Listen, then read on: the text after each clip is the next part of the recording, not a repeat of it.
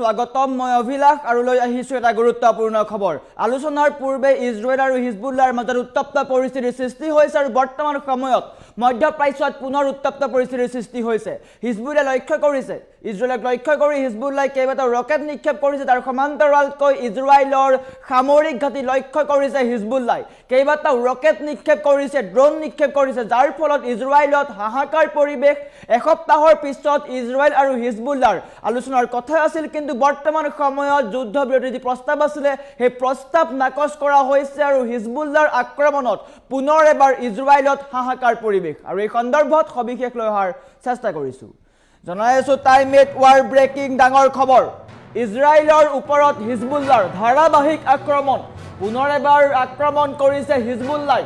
ইজৰাইলী সৈনিকক লক্ষ্য কৰি হিজবুল্লাহৰ ৰকেট আৰু ড্ৰোন নিক্ষেপ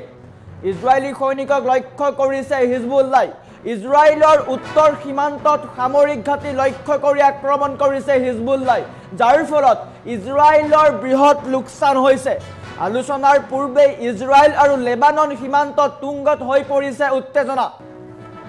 আক্ৰমণৰ পিছতে ইজৰাইলী সেনাৰ ব্যাপক তালাচী অভিযান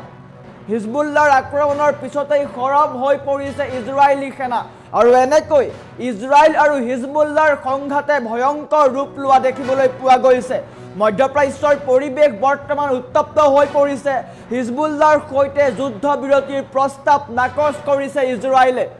যিকোনো অনুপ্ৰৱেশৰ বিৰুদ্ধে তীব্ৰ প্ৰত্যুত্তৰ দিব ইজৰাইলী সেনা হিজবুল্লাহৰ আক্ৰমণৰ পিছতেই খৰব হৈ পৰিছে ইজৰাইল আলোচনা চলিব কিন্তু হিজবুল্লাহৰ বিৰুদ্ধে অভিযান বন্ধ নকৰে ইজৰাইলে এনেকৈ সকিয়নি দিছে আৰু উত্তপ্ত হৈ পৰিছে মধ্যপ্ৰাচ্য ইজৰাইল লেবানন সীমান্তৰ পৰা সাধাৰণ নাগৰিকক স্থানান্তৰ কৰা হৈছে আৰু ভয়াৱহ যুদ্ধৰ আশংকা কৰা হৈছে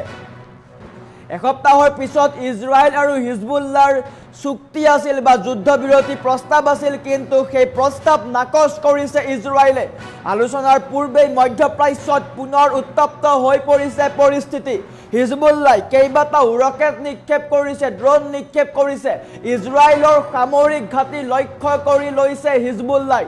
মধ্যপ্ৰাচ্যত পুনৰ হাহাকাৰ পৰিৱেশৰ সৃষ্টি হৈছে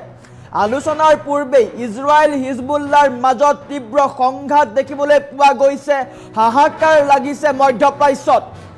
মধ্যপ্ৰাচ্যত পুনৰ বৃদ্ধি পাইছে যুদ্ধৰ উত্তেজনা অহা সপ্তাহত আমেৰিকাৰ ৱাশ্বিংটনত লেবানন চৰকাৰ আৰু ইজৰাইলৰ মাজত গুৰুত্বপূৰ্ণ বৈঠক অনুষ্ঠিত হোৱাৰ কথা আছিল কিন্তু সেই বৈঠক বৰ্তমান সময়ত নহব কিয়নো ইজৰাইলৰ ওপৰত হিজবুল্লাহ আক্ৰমণ কৰা দেখিবলৈ পোৱা গৈছে লেবানন স্থিত হিজবুল্লাহ ইজৰাইলী সৈন্যক লক্ষ্য কৰা হৈছে হিজবুল্লাহ ইজৰাইলী সৈন্যক লক্ষ্য কৰি নতুন আক্ৰমণ কৰিছে আৰু সেই ফলত সমগ্ৰ পৰিস্থিতি অধিক বিস্ফোৰক হৈ পৰিছে হিজবুল্লাহ ইজৰাইলৰ উত্তৰ সীমান্তত থকা সামৰিক ঘাটি আৰু টহলদাৰী বাহিনীক লক্ষ্য কৰি ড্ৰোন আৰু ৰকেট বৰ্ষণ কৰে এই আক্ৰমণৰ পিছতেই সমগ্ৰ সীমান্ত অঞ্চলত হাই এলাৰ্ট জাৰি কৰিবলগীয়া হৈছে ইজৰাইলী সেনায়ো ইয়াৰ তীব্ৰ প্ৰত্যুত্তৰ দিছে আৰু সীমান্তত নিৰাপত্তা ব্যৱস্থা অভেদ্য কৰি তুলিছে আৰু মধ্যপ্ৰাচ্যত পুনৰ উত্তপ্ত পৰিস্থিতিয়ে দেখা দিছে হিজবুল্লাহৰ দ্বাৰা অত্যাধুনিক ড্ৰোন আৰু ৰকেট নিক্ষেপ কৰা হৈছে ইজৰাইলক লক্ষ্য কৰি হিজবুল্লাহ অত্যাধুনিক ড্ৰোন আৰু ৰকেট নিক্ষেপ কৰিছে যাৰ ফলত ইজৰাইলৰ বৃহৎ লোকচান হৈছে আনহাতে ইজৰাইলৰ স্থিতি যদি ক'বলৈ যাওঁ তেন্তে আলোচনাৰ পূৰ্বে যুদ্ধবিৰতিৰ প্ৰস্তাৱ পোনপটীয়াকৈ নাকচ কৰা হৈছে উত্তৰ সীমান্তৰ পৰা সাধাৰণ নাগৰিকক নিৰাপদ স্থানলৈ স্থানান্তৰ কৰা হৈছে আশংকা কৰা হৈছে ভয়াৱহ যুদ্ধৰ মঙলবাৰে ৱাশ্বিংটনত হ'বলগীয়া বৈঠকত শান্তিৰ কোনো পথ ওলাব নেকি তাক লৈ এতিয়া বিশ্ববাসীয়ে দৃষ্টি নিবদ্ধ ৰাখিছে কিন্তু হিজবুল্লাহৰ আক্ৰমণৰ পিছতেই পুনৰ এবাৰ মধ্যপ্ৰাচ্যৰ পৰিস্থিতি উত্তপ্ত হৈ পৰা দেখিবলৈ পোৱা গৈছে বৰ্তমান পৰিস্থিতি অত্যন্ত অস্থিৰ আৰু যিকোনো মুহূৰ্তত ভয়াৱহ পূৰ্ণ পৰ্যায়ৰ যুদ্ধ হোৱাৰ সম্ভাৱনা আছে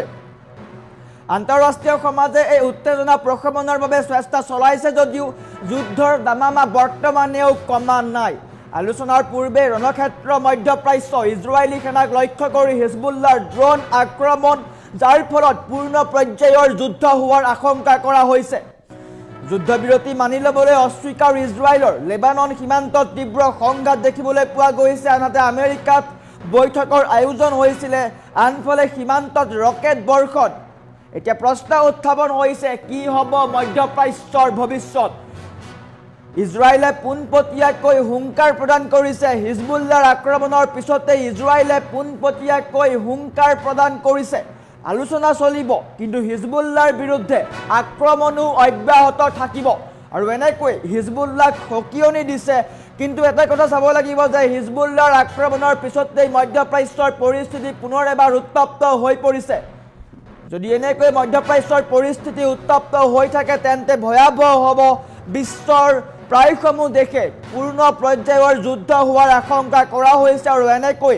মধ্যপ্ৰাচ্যৰ পৰিস্থিতি অধিক উত্তপ্ত হৈ পৰিছে